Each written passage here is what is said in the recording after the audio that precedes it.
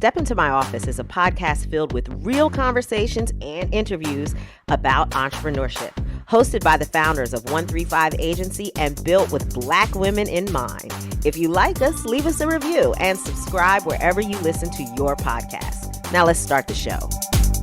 Hey, Sap. Hey, Shante. How are you? I'm ready for today's conversation. After 100 days of COVID, I'm ready to talk about where the finances meet the disastrous pandemic. Yeah, me too. So today's episode is about pandemic proof your business. And, this is what we've been living for the past 3 months. So we thought it was a great idea to talk to an expert about what we can do to protect our business during this crazy time, how we're managing, during all of these, our industry's pretty much shut down. We do a lot in entertainment and that's been put on hold. So we wanted to talk to somebody about how can we manage our financial resources and survive and make it through this horrible 2020 year. Okay, so our special guest today is Carolyn Katz. She spent 16 years as managing director at Goldman Sachs and is a former banker and venture capitalist. Today, she's a board member for several public and private and nonprofit organizations.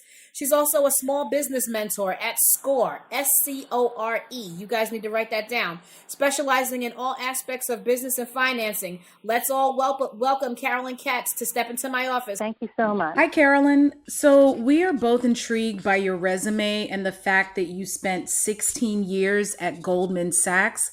How did you end up going from Wall Street to advising small businesses? Well, thanks for the question.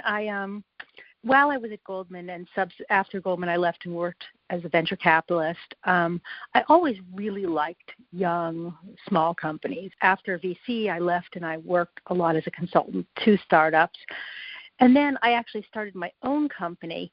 And when I was doing that, what I discovered was that all of my partners were themselves small business people.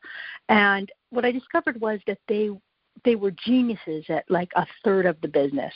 And there was another third of the business that they had kind of figured out. And then there was a third of doing business that they didn't even know they didn't know. And I found that really intriguing. And so I looked around for places where I could help out, and I found SCORE, which has been really a wonderful place to mentor and volunteer. When you are investing in businesses, how small do the businesses get that you have invested in? I know sometimes when a VC says a small business, we wouldn't view those businesses as small. We would look at them as like mid-level, but a VC would be like, oh, this is a small business, $50 million and under. Yeah, exactly. It's a really good point, and it's one that we're seeing playing out right now. As an investor, typically you need to see a little bit of something. I don't do that much investing on my own anymore. So when I talk about small businesses, now I'm talking about legitimately small businesses, like 10 people or one person just starting out. I really like the idea, the process of thinking through a business and getting it started. Oh, good. Great. Okay. So yeah, those are true startups and small businesses. Some I'm sure have $1 million or less in annual revenue. Yes, absolutely. So what are the most common barriers for small businesses to access investments or be exposed to venture capitalists or establishing a capital campaign, etc.?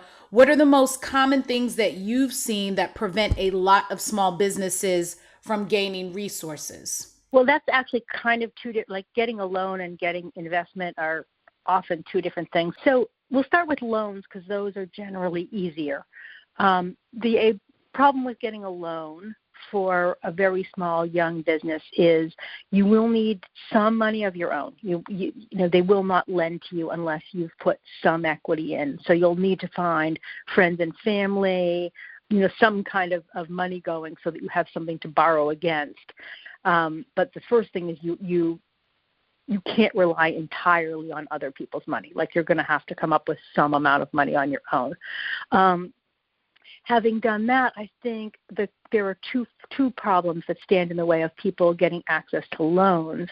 One is being able to tell a story and put the numbers together in a way that a bank wants to see. They have a very specific lens through which they look at small businesses. It's quite different from the way an entrepreneur looks at a business, or the way you would talk about your business if you were pitching it to a friend, if you wanted a friend or somebody to invest in your business, because a bank just wants safety.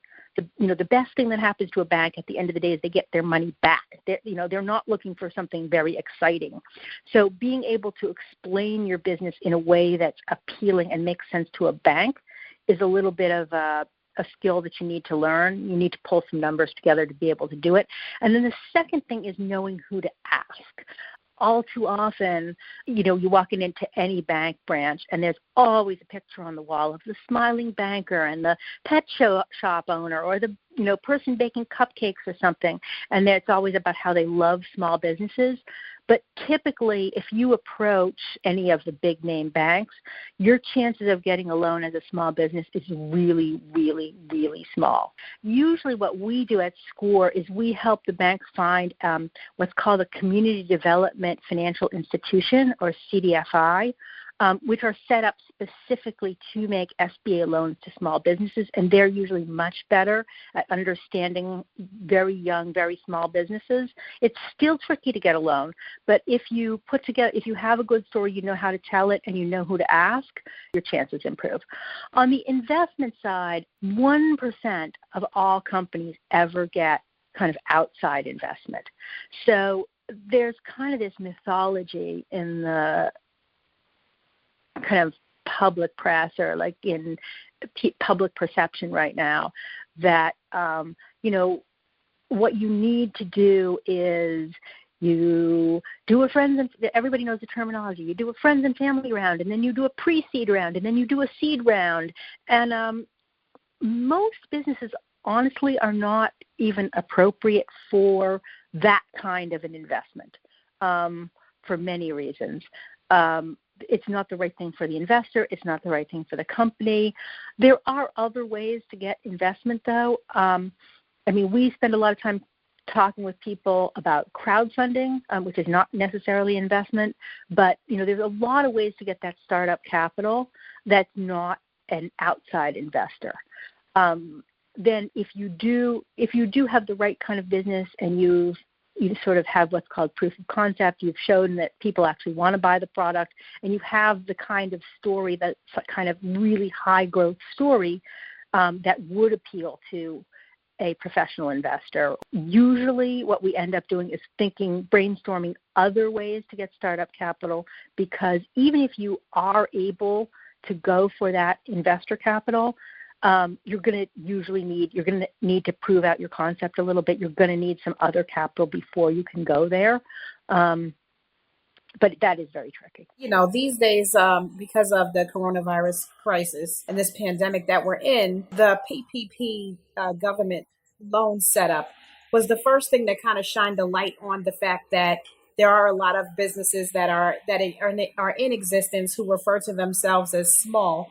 And they have been considered small in some circles, but when the economy came to a screeching halt, and they were able to benefit off of the same programs, that's when people kind of, woke up and was like, is this happening all the time? Where these companies that claim that they're small, they can take advantage of government programs and things that are set aside for small business. Even though they're thriving, they're definitely not small. They're just smaller than, let's say, Apple, Google, and Disney. Right. When you talk about a truly small business, what can these Black women founders do to take better advantage of the government programs that have been set up? Like, I feel like there are a lot of programs out there that they may not even know about. It just so happens that I got an e-blast from the NYC Small Business Services, because we're certified, and we went to the meetings and all of that to get certified, even though it doesn't have an impact on our bottom line like that. But I got an email after PPP ran out the first time that said, we also have a loan program, but no part of it is forgivable. A lot of people don't even know that even exists. Is there a resource where they can go and find out about all the different programs that exist federally and city and state local that can help them to find financing to help them to get through this period? The only thing I know of that's COVID specific somebody mentioned it to me, is I think it's called COVID Cap. I'd have to look it up. COVIDcap.com is what I remember it as being. Other than that, unfortunately, you are reliant on kind of a hodgepodge of different websites. We maintain a website at scorenyc.org where we keep everything that we hear about. A lot of government officials right now have done, a good job. The state senators and Congress people generally in the state have decent websites. I don't know of anybody that has a comprehensive website because I think we're all doing it the same way, which is if we happen to hear about something, we post it. And that's more like COVID specific and emergency funding. I talk to people every day about this stuff, and I know how incredibly frustrating it is. Besides the government programs, the best programs, typically, there are sort of two categories of things that have been out there. One are generally geographically based. They're either state or they're, like within New York, we have a lot of them that target particular neighborhoods or particular groups of people, and they will give typically, beyond the government, most of the grants and loans are quite small. They tend to sort of cap out at $10,000. Now, for many small businesses, $10,000 is still a wonderful amount of money. But, if you've got rent, if you've got other expenses, it doesn't, we all know, last you all that long. So their two sources are usually just to be, everybody should be super, super tied in to any kind of affinity groups that you can belong to, whether it's your local business community, Black business owners, Hispanic business owners, women business owners, people in your industry. This is a time to be as connected as you possibly can because a lot of these things are targeted through word of mouth or through mailing lists or something like that. That's honestly where I learn most of this stuff is I'm on a lot of different mailing lists just to know what's going on. And a lot of times the way we add it to our website is because I got it off some mailing list. A lot of organizations that have been giving out grants, Sam's Club had one, Verizon had one, Hennessy I know just announced one that was specifically for Black-owned business or minority-owned businesses. Shea Moisture has one specifically, I believe, for Black-owned businesses. So there are some often sponsored by large companies. The problem with grants is the more likely you are to qualify, the more other people are likely to qualify, and so they become very, very competitive. In our community, it seems like those businesses that sell hair products and makeup, they're easier to find investment capital or like Lisa Price with Carol's daughter. She was purchased by L'Oreal. Shea Moisture was purchased by Unilever. You hear about those big deals that are going on when they're selling a super niche product that is going to have a built-in, consumer base. When you're talking about Black women who are out there with service-based businesses, agencies, things like that, service providers, when these women are looking to scale their business, what is the best strategy that they can follow? Because that's really what you hear about mostly is the biggest challenge. Like I've been in business 5-10 years and have kind of hit a ceiling because it costs more to grow the business. But, I can't get the injection of capital that I need because I don't know anybody. Or, a VC said they're more interested in a product-based business or, those kinds of things. I've met with personally myself with several VCs that were like, it's easier for us to do this with a product-based business. I mean, I respect the business, but it just is, I can't wrap my head around it. So what kind of advice do you have for women who are out there doing that kind of they're on that kind of journey? Yeah, unfortunately, service-based businesses in general are very hard to get any kind of investment into, even loans. A well-established, like a couple-year-old service business with kind of repeat client base and the dependable revenue stream may be able to access some amount of loan capital, but the way a bank or an investor looks at it, they don't have physical assets. I was in banking. We used to say, walked out the door every day. You don't have a store or a restaurant or something that you can invest in. And so it's particularly hard for Black-owned businesses. But unfortunately, and I don't know if this makes anybody feel better, it is a universal problem for service businesses. And when I said there are businesses that don't will probably never be appropriate for professional investors. In many cases, service businesses fall into that category just because they can't grow exponentially. There's one major way and one more niche way for businesses like that to grow. The more major way is usually pricing. That when I talk to people who are in service-based businesses, often it's a question of trying to retool your pricing, if possible, to get more money up front so that you can afford then to bring on the staff you need to staff that project, to free up your time to go out and pitch more projects so that you can grow faster. Another reason that banks and others don't lend to service businesses is they usually see them as businesses that should be self-financing because your revenue from the service ought to cover your costs. And so that's another stumbling block to trying to get outside capital.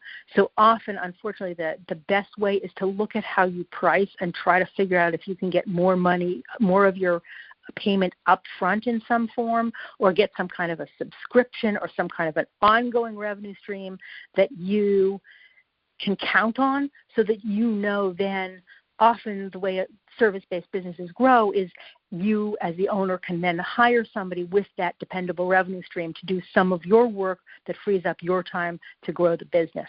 But unfortunately, that's the most standard way to grow a service-based business until, as I said, if you've done that for a couple years and you have some track record, you may qualify for loans that can help you with marketing costs or adding some staff.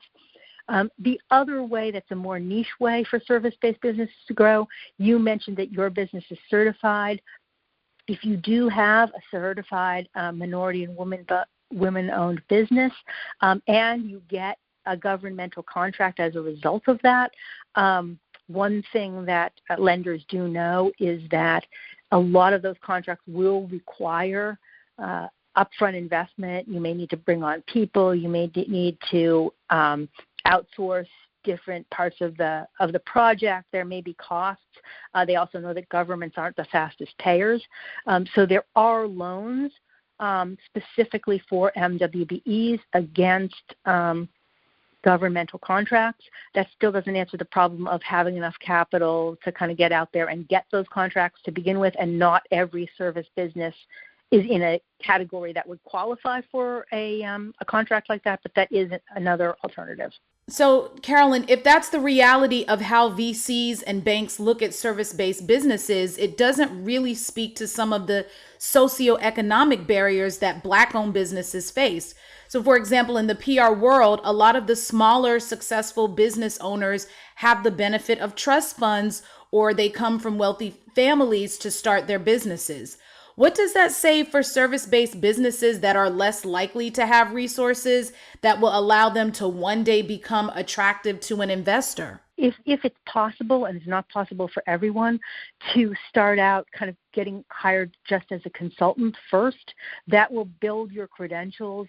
You know, if you can do it on your own, you can often make a decent amount of money because you can price sort of where your firm was pricing your time and you keep all of the profits. It's a way to build up a little bit of capital on your own and honestly learn some of the aspects of the business that you might not have known when you were a consultant or an advisor working for a larger organization. That will help you once you want to try to scale that business up. So that's one way to do it.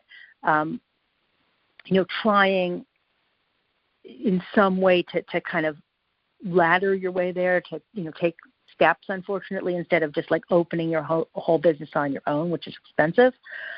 Service businesses that end up getting outside investment are a tiny, tiny, tiny percentage, even really large service businesses. I mean, usually when you hear of those businesses getting investment, and this is another thing actually for startups, it comes more in the form of partnerships. So if you think of like ad agencies or staffing or accountants, generally those kind of businesses do not get kind of standalone investment, the way in which they are attractive is they have a customer base that's attractive to somebody else.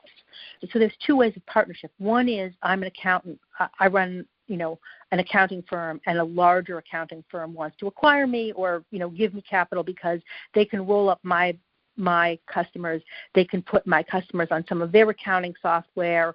All of a sudden, it will be a much more profitable business for all of us combined, and we all benefit. Or there are kind of partnerships where there are synergies in parallel businesses, and so that may be I'm starting a PR firm, and a digital marketing agency, an established digital marketing agency, wants to partner with me. Somebody who can sell a different service to my same customer base. That's another way that two companies together can be stronger than each of them on their own. And that is another way where startup service businesses can consider if they can find the right partner. So if you are serving a particular clientele, either a particular ethnic group or a particular geography, that may be attractive to a larger organization. You may be able to bring them a clientele they couldn't get on their own, and you may have advantages in that you now have this backing of this larger organization.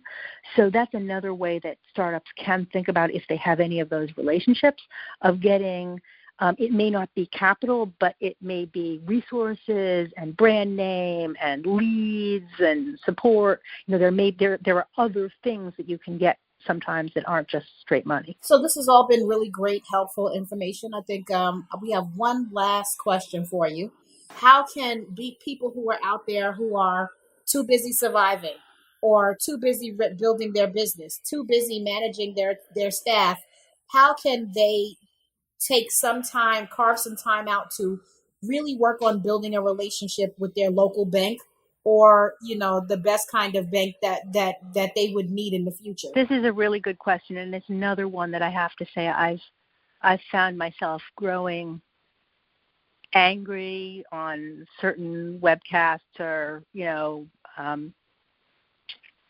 presentations that I've heard, especially since COVID started, that said, this is an example of why all small businesses need to build a relationship with their bank, because there were you mentioned PPP, and then we never really came back to that topic, but there were so many small businesses that had done just that had established a relationship early on, that had always banked with a certain bank, that had never missed a payment, that did everything they were supposed to do, and then PPP opened and they couldn't even get an application because they didn't do their payroll there, or they didn't, you had one kind of account and they were only giving it to somebody who had a different kind of account. So I just want people to be clear-eyed that, unfortunately, one real thing that this crisis illuminated clearly was that not all banking relationships are the same. And it's good to have one, but unfortunately it won't always help. So sorry to be such a downer, but unfortunately that's been the truth. Again, part of this is the nature of banking. The idea of that you had a neighborhood bank and the banker knew you, in many places that just doesn't exist. But I do think that one thing that's important for small businesses is, I never want to make a blanket statement, but in many cases, I think avoiding the largest bank in town, or certainly the largest national banking chain in town, is a good idea. What we've seen through thick and thin for as long as I've been helping small businesses with lending, but certainly in the COVID crisis, is that the community banks, the credit unions often are there, really much more there for the small businesses when they need them. I would definitely shop around for banks, not only for rates, but for one where when you walk in there is somebody to talk to. And that is the key. Whatever bank you choose, there should be a banker whose email address you have. As I said at the beginning, I started my own business. I didn't have a banker. When I needed something, I had to go wander around the branch and talk to people who were there to, open personal credit cards or get me a lost ATM card or something, but didn't know anything about business banking. So just find a bank in your community where there's somebody, you're really lucky to have somebody who has talked to you about your business and has seen your business. That's what you want. Even if there's not a physical person, get an email address of a human being who you can check in with periodically and who you can at least contact when you need them. Organic relationship building is another thing, like word of mouth. It sounds old school, but there really is no replacement for it. Just making sure that you work on that relationship is very key, especially the smaller your business is, the more important that relationship is going to be. So thank you so much for your time. We really appreciate your expertise. And if there's anything else that you want to share with our listeners. Definitely. There are SCORE chapters. There are over 300 across the country. They're in every state and area of the country. There are over 10,000 SCORE volunteers. We all have our own areas of expertise, so it's not just finance. If you need help with marketing or accounting or personnel or, all sorts of different specialties, there are people who specialize by industry. There are probably people who built their own business or were successful in the industry that you're trying to grow in. If you go to the National SCORE website, the first thing that you will see is request a mentor, and you put in your zip code, and it will give you a list of the chapters around you. For a long time, SCORE mentors have been doing video mentoring, especially with COVID. Everybody's doing video mentoring, and most SCORE chapters have a range of workshops that they run too. Once we can go back to doing physical workshops again, are a great place to meet other business owners in your community. So definitely everybody should reach out to SCORE. We're here to help you. Fantastic. Thank you so much. Thanks for your time. Thank you, Carolyn, for joining us. You know what, Shante, I really have to be honest. That was a little disappointing, the information that she shared. I mean, it's not really her fault. She is in the industry, and some of her responses, especially about investments and things like that, or looking for funding for small businesses, especially service-based businesses like ours, is familiar. I mean, we faced some of those barriers when you go to a bank and you're looking for support, not necessarily even during this pandemic, but just to fund some real costs. And, the reality, I think she said 1% of, loans or funding goes to service-based businesses. I'm just a little concerned about people, our listeners who are mostly communications professionals who have their own businesses. And what does that kind of say for our industry if our type of business is not traditionally attractive to VCs, investors, and banks? So I also found the feedback obviously, disappointing. It wasn't what I was trying to hear, but it wasn't different from any industry standard financial advice I've heard from every bank on every corner. So, I'm pretty sure that she was being accurate in her advice, because that's what a local bank would tell you. However, now that we have seen other service-based businesses like Uber, Lyft, WeWork, and some of these other companies that are out there, a slew of them in Silicon Valley, who have come to the table with a service-based idea and have raised boku bucks, I no longer think with those same limitations. I'm no banking insider, but I think it's pretty clear that your access to capital all depends on your relationships. The good thing, I think, is that there's so many VC companies out there who are looking for owners of color that there's a lot more opportunity than there ever used to be, especially in this moment that we're in right now with all of this accountability and wokeness. A lot of people are realizing that there's something wrong when you can be a white dude who can raise limitless dollars, not have to show that your company is profitable, keep going back for another round of funding. But when you're a black woman, you go to the local bank, and for $75,000, they want your offspring, your ovaries, and your home. That's a problem. For everybody out there who also found that advice disheartening, I would just say, take it with a grain of salt, but know that there are more options out there today than there ever was. And banking is mostly a relationship-based effort. It just is. Get to know some banking people, even if you're uncomfortable Yeah, with I that. mean, especially with crowdfunding out here. Also, I think of businesses like Slutty Vegan, not necessarily a service-based business, but I know Slutty Vegan, the popular vegan burger restaurant. Her first business was also in the restaurant field, and she lost it in a fire and made a lot of corrections after that. But I'm not sure. Now she definitely has investors, but I think she leveraged her network of influencers, of fellow college classmates. I think she went to Clark Atlanta. And it just took like a whole village of people who were sold on the product and the brand, the idea that, helped, her get to the next step. And so I think that is kind of how, especially the spirit of Black women, how we make a way out of no way. We figure it out. We've always been survivors. It kind of just emphasizes the point to really continue to be the best at what you do. Have the best product, have the best service.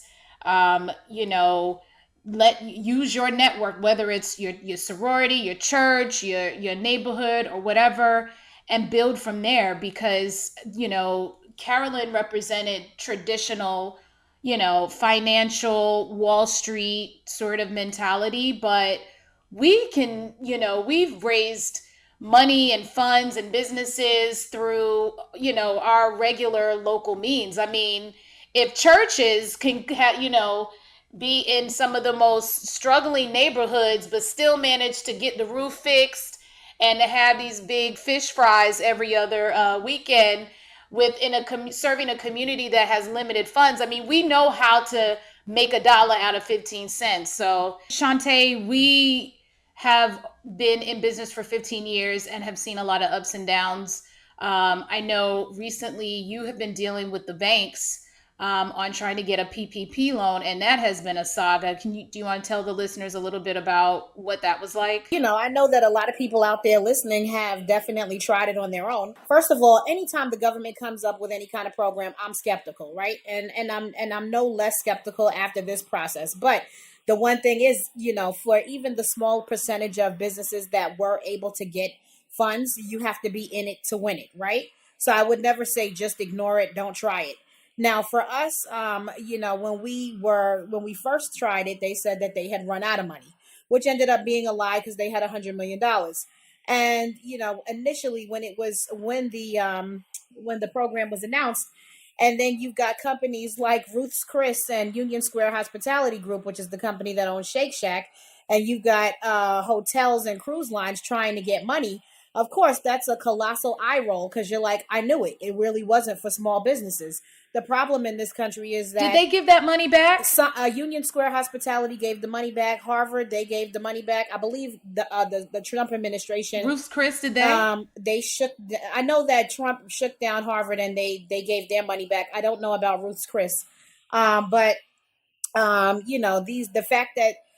And these businesses, I want to say they did something wrong, but they really didn't, because they know that in this country, the way that the rules are so twisted and skewed, they technically qualify as a small business. We've got to redefine what it means to be a small business in this country, because if you have millions of dollars on the books and over 500 employees, you should not be able to qualify as a small business, period. A small business should be between 1 and 50 employees, and that's it. But there's really, because for so long this government has completely ignored those kinds of businesses, the super small mom and pop local stores, shops, and service-based businesses, that these kinds of gaping holes exist. Regardless, there are some businesses that I saw on New York One News, and I do mean a few, that were able to get the PPP loan. For us, it was just like a never-ending cycle of phone calls and applications, and then reading some of the feedback from businesses who got it that were saying, I had to have an entire team of accountants and attorneys on top of this paperwork in order to even get this. Your average small business doesn't have a team to fill out an application. That costs money. So it never ended up working out for us, but the way that divine intervention works, the George Floyd case came up and changed the world, and then all of a sudden there was a huge need for the services that we provide, especially given the fact that most clients know that even before this George Floyd outrage moment that we're in, Saptosa and I have been pushing for changing the status quo, for confronting institutional racism in our industries, and we've been pushing our clients to treat Black vendors better forever. So that's the reason why it generated more business for us, because they were like, hey, where have I heard this before? Oh yeah, that's right, them.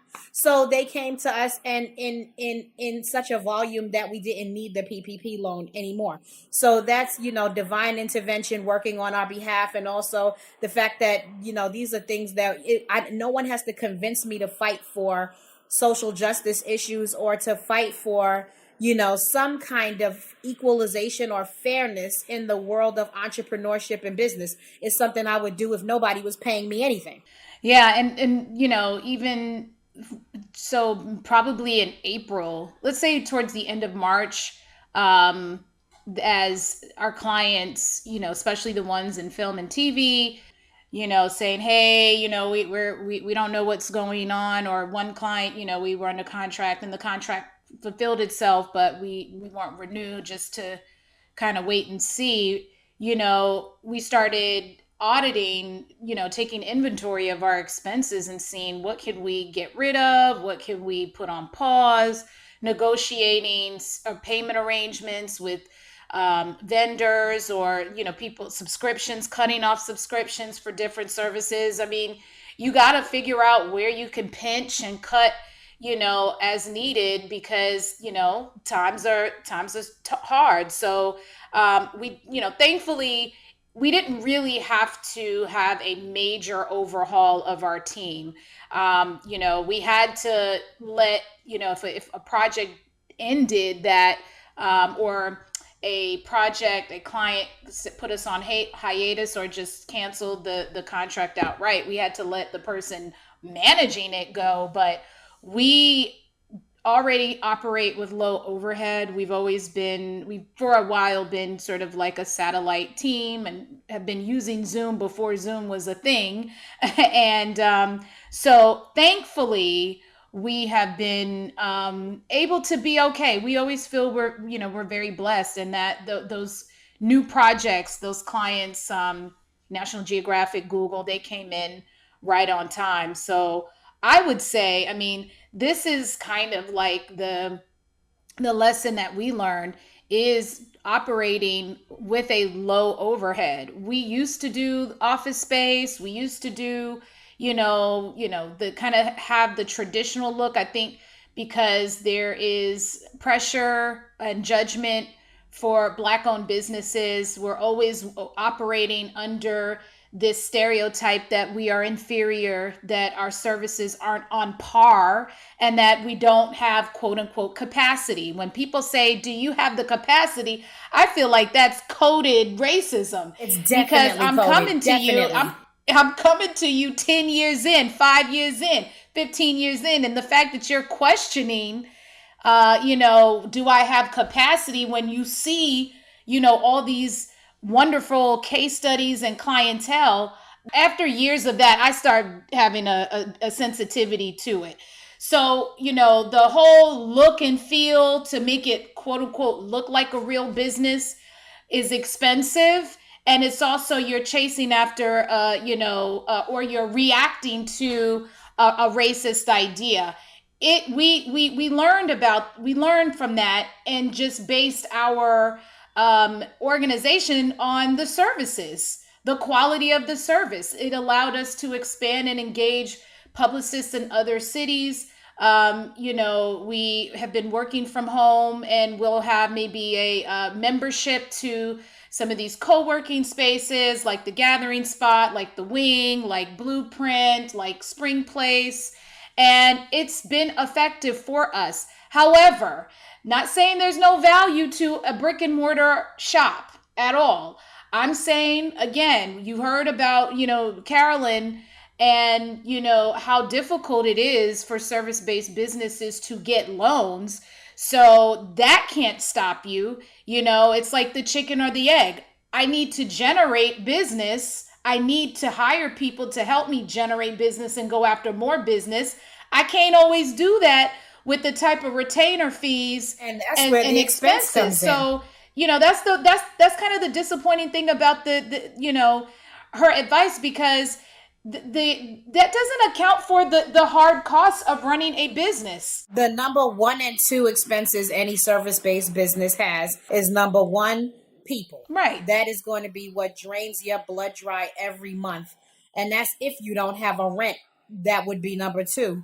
The next thing that drains your blood dry. And if you are any kind of person who cares about the quality of service that you're providing, eventually your business is going to grow to the point where you can't service every client. And that's a good thing.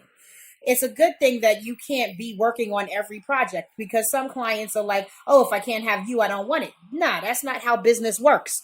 You as a business grows, you hire people and they can provide the same service. However, if you want a service-based professional that's going to provide the service the way you would, they are not going to come cheap.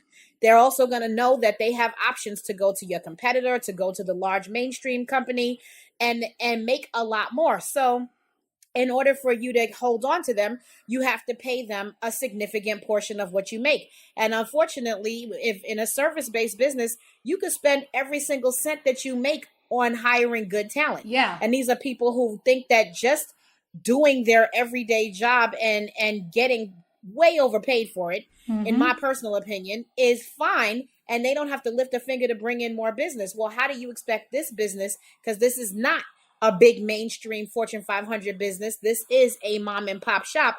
How do you expect us to be able to bring in more business if we're spending every single cent on you? Absolutely. So that means usually you have to choose between a new business person or a person who's going to service clients. That is, we are all the way there with all of you guys who are in service-based businesses, because that's the plight. It's like insurmountable. And then when you go to someplace to get funding, the first thing they tell you is, well, we don't really do service-based businesses. Like, you know what I mean? So it's like you just kind of, unless if some kind of way, there's got to be something different about us and the people who manage to always get a ton of financing from Silicon Valley. I wonder what the difference is.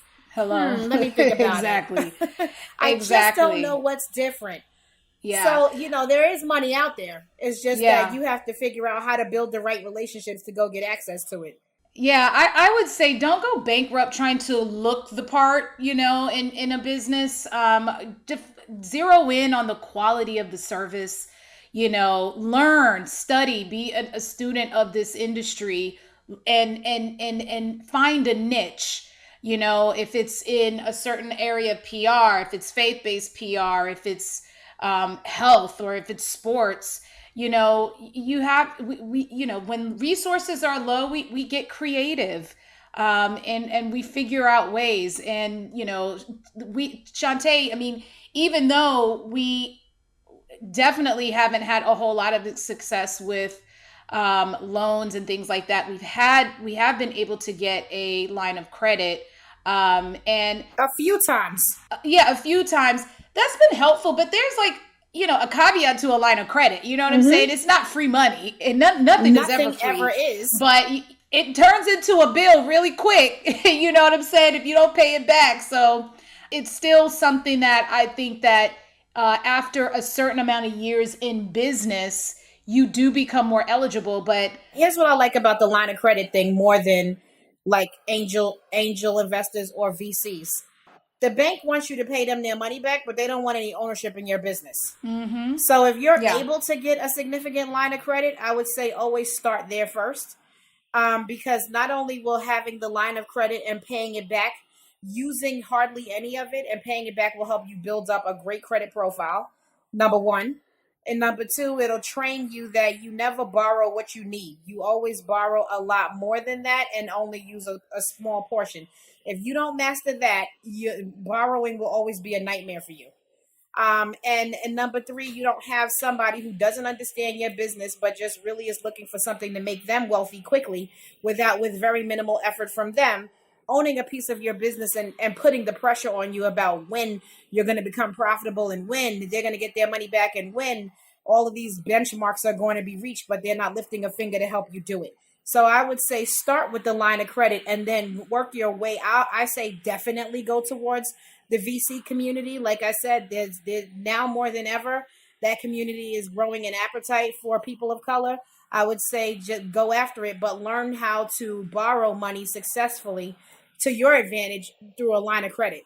That's good advice. And find a banker and make a relationship with them. Not when you ask for money, but just, hey, send them a bottle of wine for Christmas. Step in, stop by, say hello, let them know how your business is doing, show them the success and pave the way for a personal or personable relationship with them, so that when you are asking or applying for a loan, that they're invested in your success and making sure that you get those funds. All right. Well, that sounds. I see. We turn that around. This is a positive conversation. I feel good now. I always feel good some kind of way. No matter how many no's we get, we still live to thrive another day, and that's the bottom line.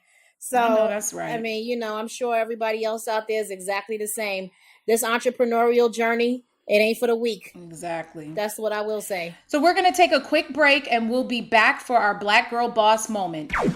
Hey you, love Step Into My Office? Subscribe now and leave us a review. Got a business question for Shante or Saptosa? Use hashtag Step Into My Office. That's hashtag Step Into My Office.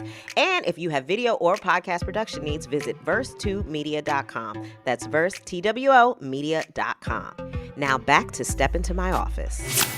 Okay, I could not be more excited than I am right now about today's Black Girl Boss, the legendary Shirley Chisholm, who I'm sure you guys have all heard of. In 1969, she became the first Black woman elected to Congress, and founding member of the CBC and the Congressional Women's Caucus, which both exist today. And the CBC is an immensely powerful organization in Congress. Also ran for the Democratic nomination for president. Her outspoken nature earned her the nickname Fighting Shirley Chisholm. She once said, "I have no intention of just sitting quietly and observing. I'm here to fix the nation's problems." And she's also led the way for the Black girl magic known today as Congresswoman Val Demings, who was on the impeachment committee, Congresswoman Ayanna Pressley, who's part of the squad, Congresswoman Karen Bass, who is the president of the CBC. And all of those women, Shirley Chisholm paved the way for them, and we're grateful. And also, you can look forward to a biopic coming soon about Shirley Chisholm that's being created by Viola Davis and her husband Julian. So, Shirley Chisholm, we salute you for being a Black girl boss. I can't wait for that Shirley Chisholm film. That's gonna be exciting. I'm so excited. Thank you guys for tuning in to another episode of Step Into My Office. Remember to use hashtag Step Into My Office to send us feedback or any questions when you're hitting us up on social media at ONE35 Agency or 135 Street Agency on Twitter. Shout out to Verse2 for producing this podcast. Visit them at verse2media.com if you need a podcast or video producer. We're making it through this pandemic. Thank you so much, guys. Thank you, Shante. We'll see you next time. We'll see you soon.